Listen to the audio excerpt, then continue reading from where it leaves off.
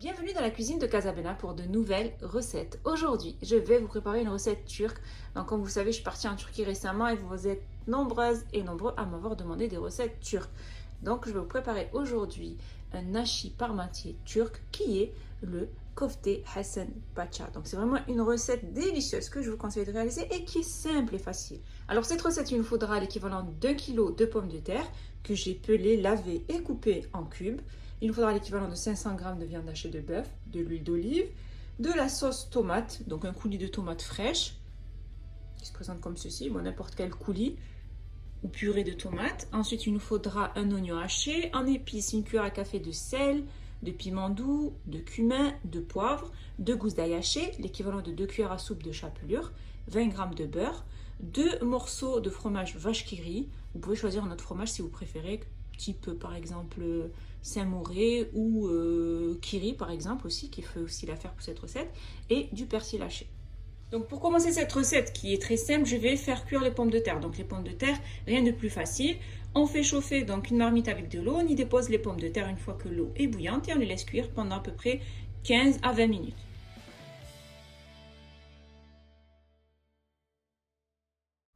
Pendant que mes pommes de terre sont en train de cuire, donc je les laisse cuire à peu près 15-20 minutes.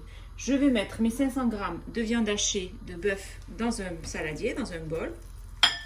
Je vais y rajouter le gros oignon haché, les 2 cuillères à soupe de chapelure, une cuillère à café de cumin, une cuillère à café de piment doux, une cuillère à café de sel, une cuillère à café de poivre, le persil haché. Là, j'ai l'équivalent d'une grosse cuillère à soupe de persil haché. Et je vais rajouter donc la gousse d'ail. Je vais en mettre qu'une parce que là, j'ai 2 gousses d'ail hachées. Je vais en mettre une dans la viande hachée et l'autre que je réserve pour la sauce tomate. Et ensuite, je vais bien mélanger le tout.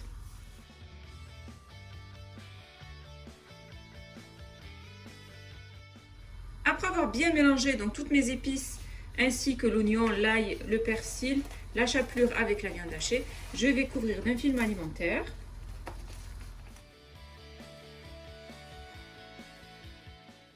Et je réserve ma viande hachée au frais. Ensuite, je vais préparer la sauce tomate. Donc, c'est une sauce tomate froide que je vais préparer. Pas besoin de la faire revenir parce qu'elle va cuire dans le four. Alors, je vais mettre l'équivalent de 2 cuillères à soupe d'huile d'olive dans mon saladier.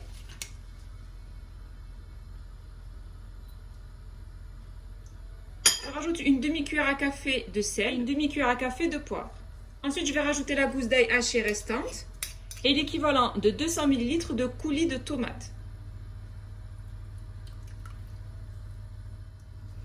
Et je vais y rajouter 100 ml d'eau. Donc c'est de l'eau froide. Et ensuite, je vais bien mélanger le tout.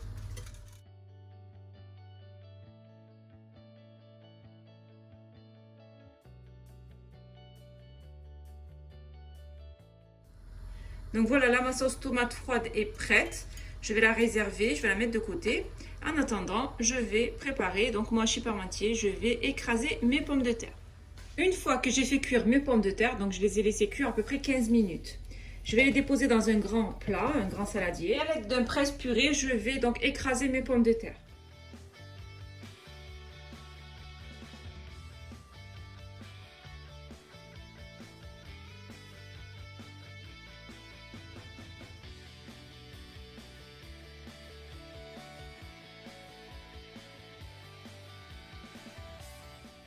Après avoir bien écrasé les pommes de terre, je vais y rajouter donc les 20 g de beurre et je vais y rajouter les 2 fromages vache qui rit. J'y rajoute une cuillère à café de sel et une demi-cuillère à café de poivre. Et je mélange bien le tout.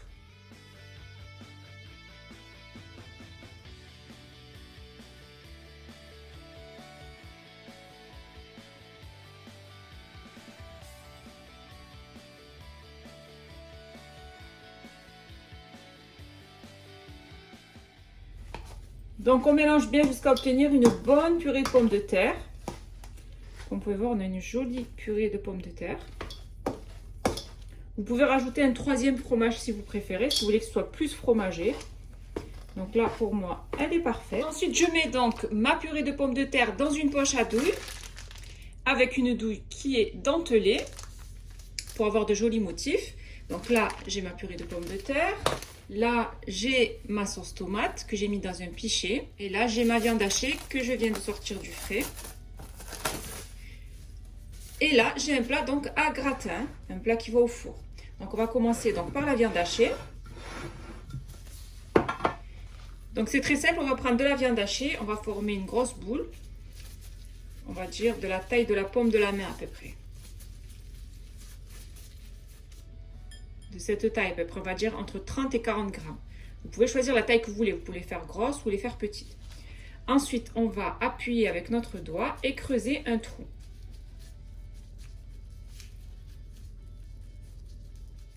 De sorte à former un petit puits. De cette manière.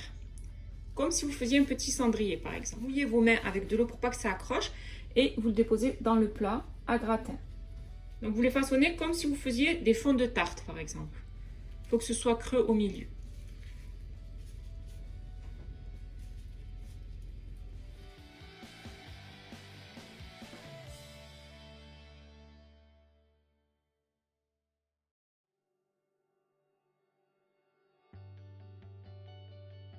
Ensuite, après avoir disposé donc mes paniers de viande hachée, donc j'appelle ça des paniers parce qu'ils sont creux, je vais maintenant disposer donc ma sauce tomate froide que je vais mettre donc dans les trous sans toucher la viande hachée.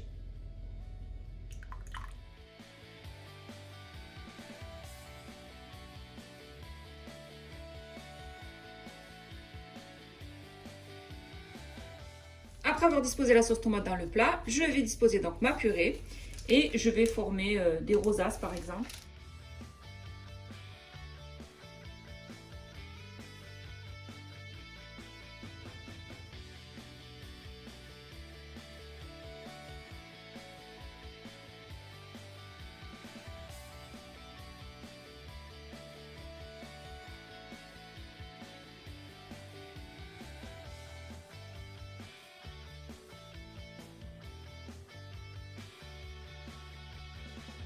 Donc voilà, de cette manière, et je l'enfourne dans un four préchauffé à 200 degrés pendant à peu près 20 minutes.